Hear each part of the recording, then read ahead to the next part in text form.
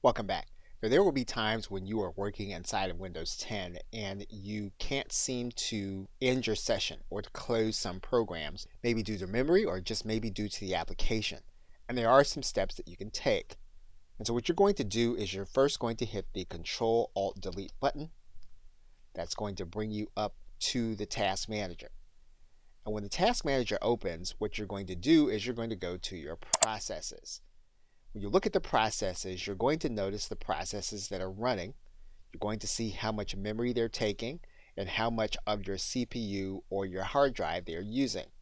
And so what you can do is you can close these manually. Now, this is not something that you want to do all the time, but if for some reason you are in a case where you can't get your applications to close and you need to move on past what's happening, what you can do is you can come inside of the program that you want to close.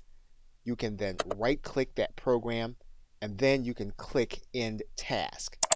And what that's going to do is that's going to close down that particular task, again, without you having to disturb anything else you're doing.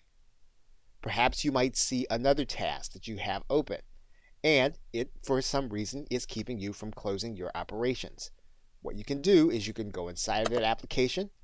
You can then click End Task, and then that will end that application and make sure that it's closed. Now, this is not the optimal way to close your applications. Once again, you do want to make sure, though, that you have this option available to you if for some reason you cannot move on past an individual situation.